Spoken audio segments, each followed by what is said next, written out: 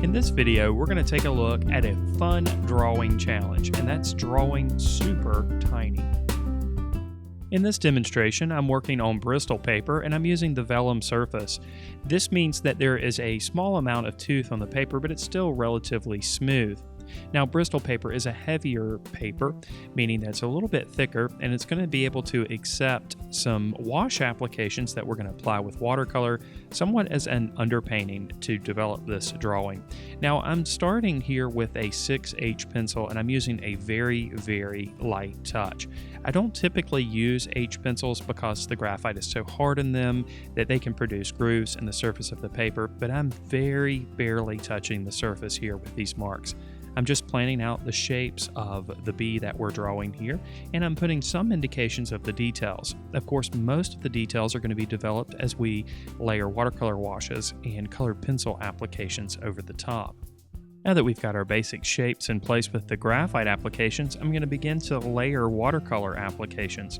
I'm using a mixture of a dark blue and a dark brown to produce this darker gray here. We're going to produce the nice rich blacks by applying colored pencil applications, but applying these early watercolor applications really provides for a nice base from which we can layer on top of. Now, you might be wondering, why should I do a super tiny drawing like this? After all, it's much easier to produce highly representational or realistic results when you work on a much larger surface. Well, simply the first reason is because it's just fun. It's interesting to look at a tiny drawing on a larger sheet of drawing paper. Plus, it's a great challenge. It forces you to really work tiny, obviously, but it forces you to really think about how the colors and values that you put on the surface are going to create the illusion of the object that you're drawing with just a little bit more distance. This will clearly carry over into the larger drawings that you create, forcing you almost to consider the details a little bit more, which will ultimately lead to a greater quality of realism in those larger drawings. We'll apply a very light wash of yellow ochre to both of the wings. Although the wings are transparent, there is a bit of color associated with them. And I'm going to leave a couple of open areas for highlights where the light is reflecting off of the wings. Now, these early watercolor washes, of course, as I mentioned before, are merely an underpainting. We're going to be layering the colored pencil applications over the top. The only exception is the area of shadow that happens underneath the bee. A very light wash is applied here, extending out from each one of the legs and the abdomen.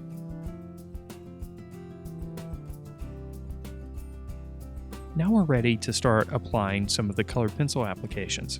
Of course, I've allowed the watercolor applications to dry completely before applying colored pencils. We'll start by preserving the areas of highlight using a white colored pencil. I'm using Prismacolor Premier colored pencils as well as Derwent Studio colored pencils for this demonstration. The Prismacolor Premier pencils are really my favorite colored pencils. They're nice and soft and waxy, but for a tiny drawing like this, they become dull very quickly, and I find myself constantly sharpening them. The Derwent pencils are just a slight bit harder, meaning that they're going to keep their sharp tip just a little bit longer. Mainly, I'll be using the Derwent brand pencil for the areas of black. I've found that the Derwent line has a black that is a little bit more natural and not quite as strong. The Prismacolor line creates a black that's very strong and can be overpowering. Typically, I avoid black altogether, but with a very tiny drawing like this, sometimes you just have to apply the black instead of trying to mix it on the surface. Just as I would with a larger drawing, I'm considering the strokes that I make with the colored pencil applications. In this case, I'm pulling strokes outward from the body of the bee to help indicate the illusion of fur. I'll also use the black to increase the contrast on the bottom portion of the wing that's closest to the viewer. A heavy application of black is applied to each of the legs of the bee, leaving space for a strong highlight so that this section looks reflective. We'll continue working applying colored pencil applications from the left to the right. A few marks are added for the stripes that are visible through the wings before developing the bottom portion of the hind leg and the back end of the abdomen. Now, a slight indication of some of the fur is visible on this back portion of the abdomen where we have the stripes. So I'll make directional marks following the cross contours of the abdomen in this section with both the yellow and the black applications. Now, as far as the yellow pencil goes, I'm initially starting with a yellow ochre, and this is a Prismacolor Premier pencil. We're going to develop the oranges and the yellows basically with just two different colors, and that again is yellow ochre, and now at this point I'm using a bit of goldenrod. Now, of course, you're not seeing this in the video, but I am sharpening my pencil quite often. In fact, I'll just make a few marks before I need to sharpen it again, especially when I'm developing these areas in the midsection and in the abdomen of the bee where we have those furry parts that are coming out from the body. Now, at this point, I'm just going to continue to develop layering the pencils there as I see fit. I might burnish a few areas with some applications of white.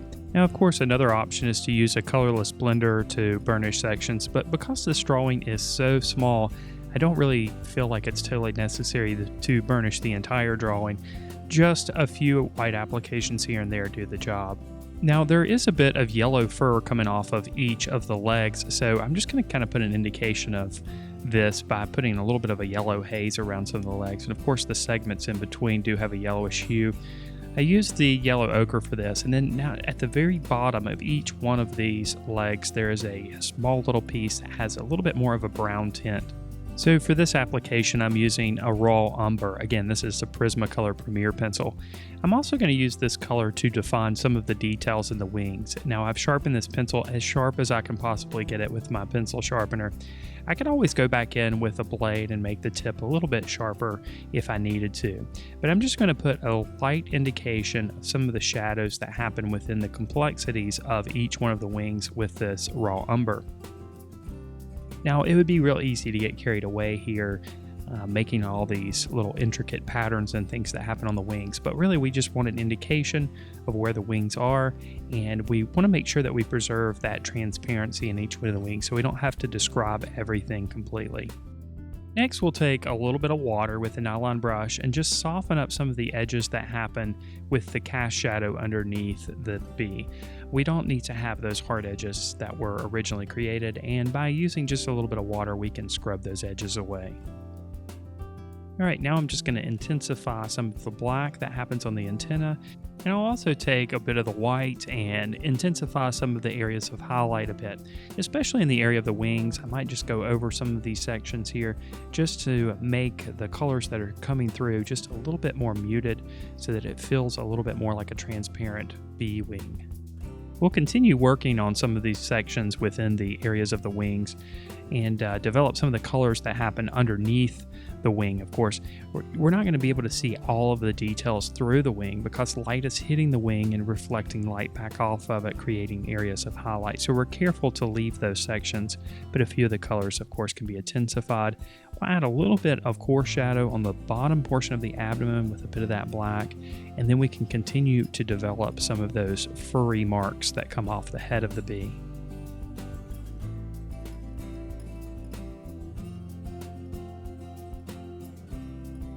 Now we'll add a few furry marks that happen on the abdomen of the bee as well. Of course, this bee is pretty darn furry all the way around, even on the legs. And speaking of the legs, we'll go back and just intensify the black just a little bit further to create a little bit more contrast between the highlights and the dark areas that happen there.